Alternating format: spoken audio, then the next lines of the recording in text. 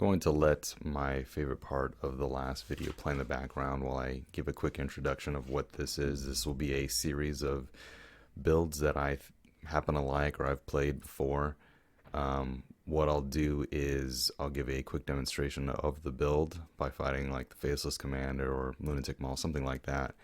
And then I'll go through the pros, cons, maybe things I would change on the build, the difficulty, and I'll also have everything on the character builder so you can look at it for yourself. And I'll give a full breakdown of everything, like I said, at the end.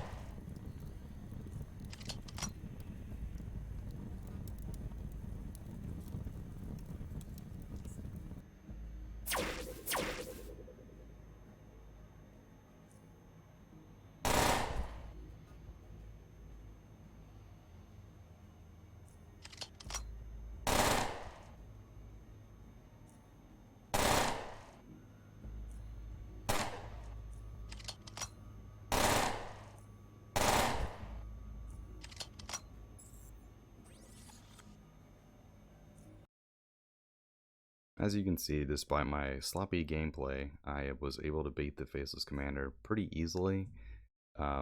Even with the couple mistakes that I did make, I'm a little rusty. I haven't played this build in a while, but it's has so much firepower that you can afford to make those mistakes sometimes. So I'll go through the pros and the weaknesses, and I'll kind of go into more detail of what I mean by what I just said there. So firepower, I mean, that's the biggest pro by far. It's just so strong. It just mows down everything.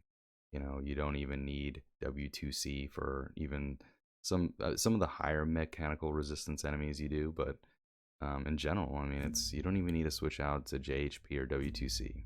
Your regular ammo is fine.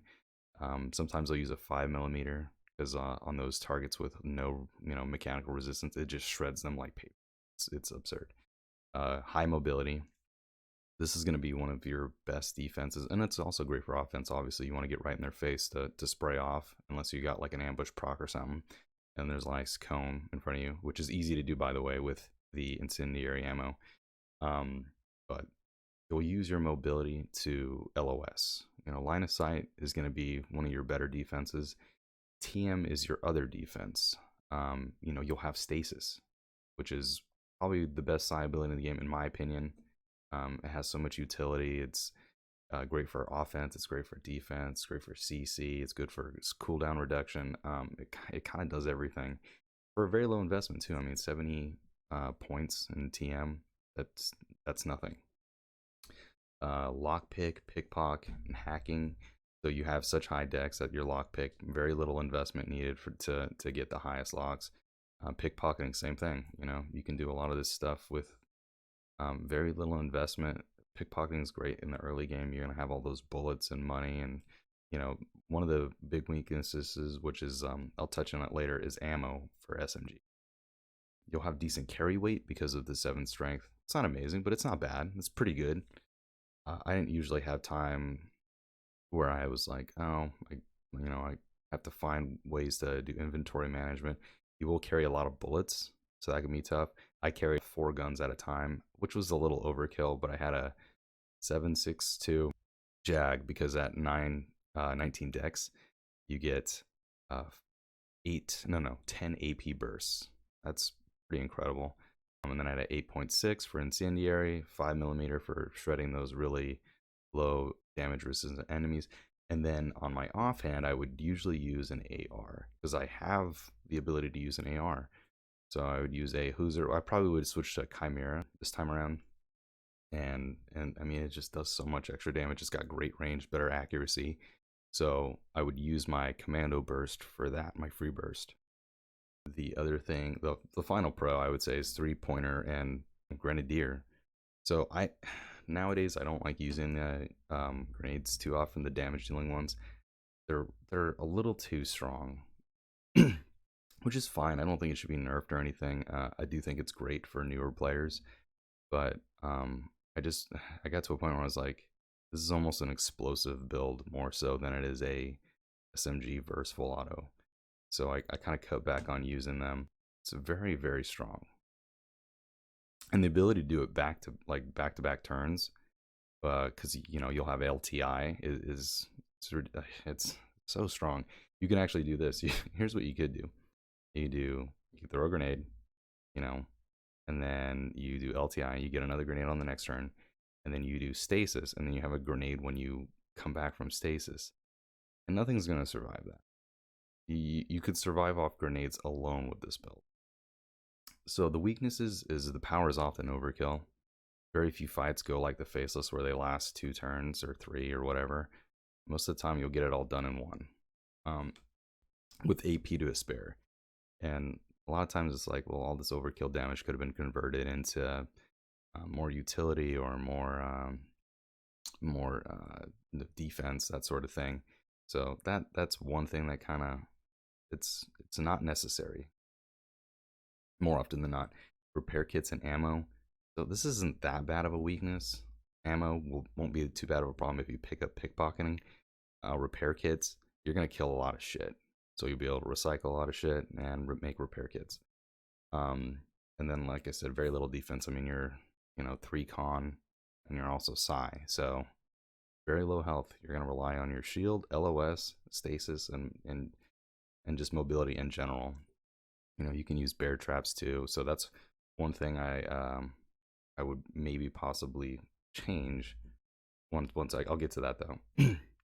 So there's a slow power crawl with this build. That's one thing that's a little weak about it.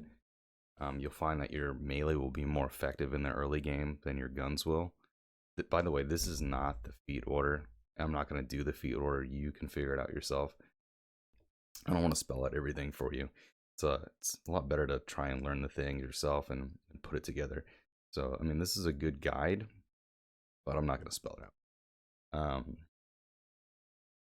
I mean, really, those are the only weaknesses. Power is overkill, and there's a slow power crawl. But if you can get through that early game, it's your biggest problems will be up till Depot A.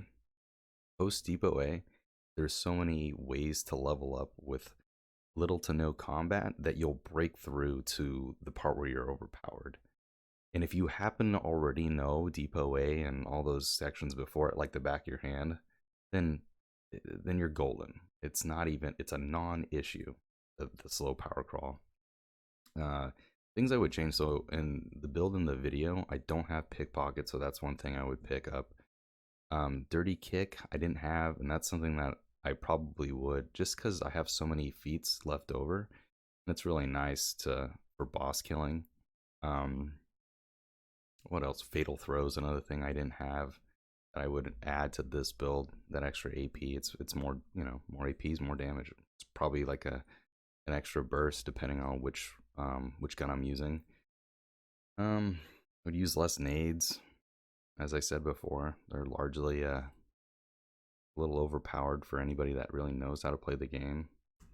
And then in terms of difficulty, I touched on it a little bit already. If you can get through the first quarter or so of the game, then you're golden. It's pretty easy. You'll get your, you know, weapons and your core feats really quickly, and it's everything you need for that.